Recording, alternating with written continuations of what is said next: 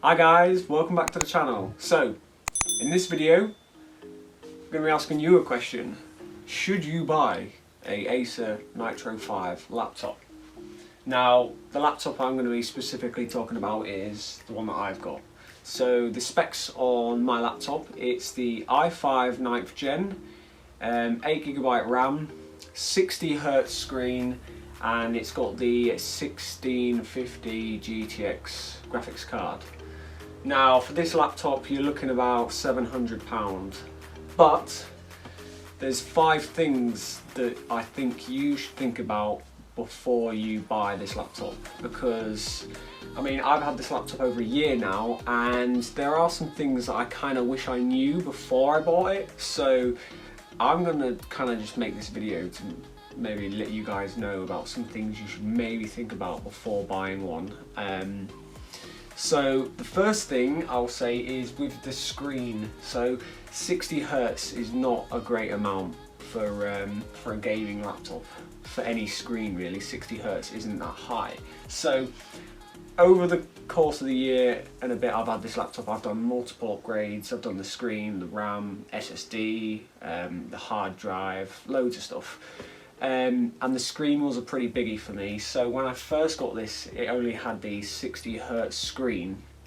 I then upgraded the screen to 144, which was miles better, so that's something to think about, screen. But now I've gone to a monitor and I find that it's even better on a monitor, but then you got to think about money. Like, I've paid to upgrade the screen and then I've paid to buy a monitor, so just some little things you got to think about. The other thing I'm going to mention is straight out of the box, you kind of need to upgrade it straight away. Like RAM, for example, like if you're gaming or doing editing, 8GB of RAM nowadays is really not enough.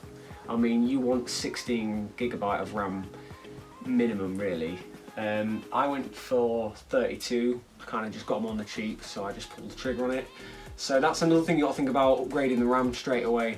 The other thing is the SSD in these. The only storage you get with these from you is 256GB. I mean, that's not enough to store most games nowadays, so that's another thing you got to think about.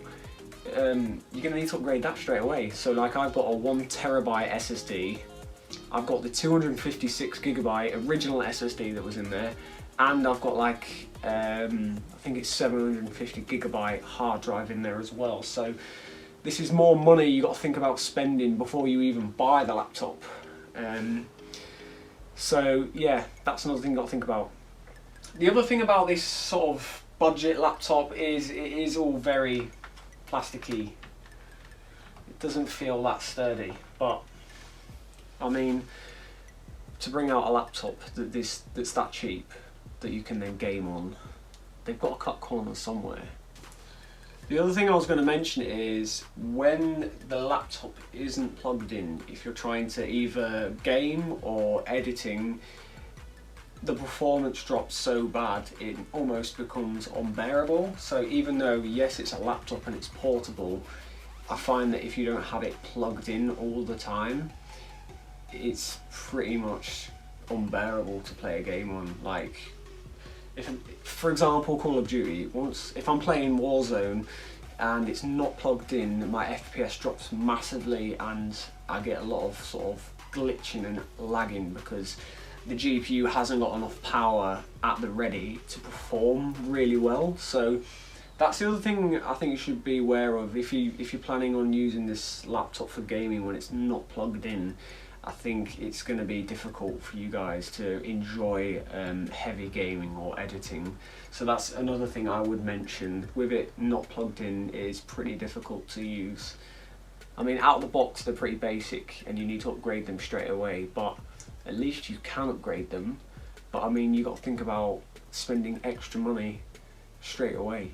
So like, if you're paying £700 for this and then you want a better RAM, better SSD, and even if you go for the screen upgrade, you know, you're talking like another few £100 just to get it to where you want it to be.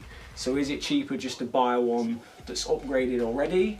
But then, I mean, I've had a look at some other ones, you're looking at like 1,200 quid, £1,200 just to get one that's pretty much upgraded already. But then it's like, it's not really a budget laptop then if you're spending like £1,200.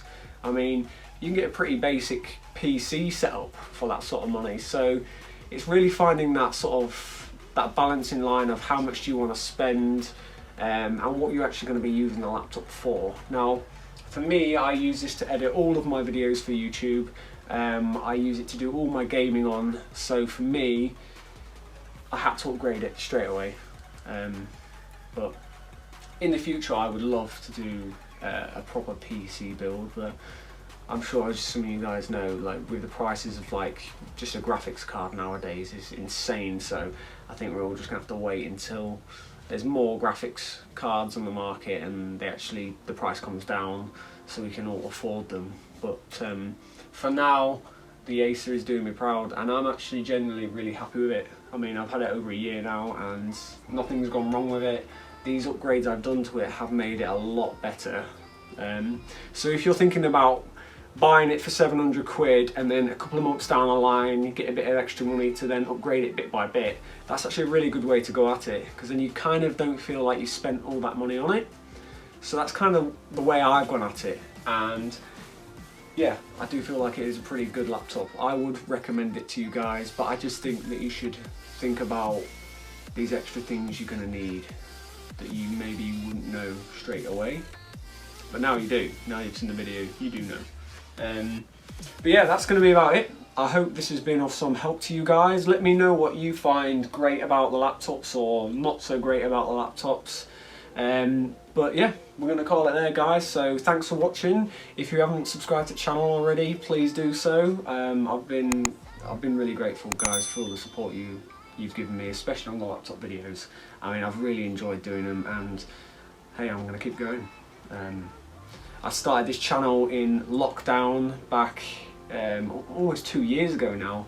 I was kind of bored and I thought, you know what, I'm going to pick the camera up and start making them videos, and now we're nearly 1,000 subscribers, and you know, I've really enjoyed doing it. So yeah, I'm really grateful for you guys subscribing to the channel and just watching the videos. So yeah, I'm going to stop rambling now.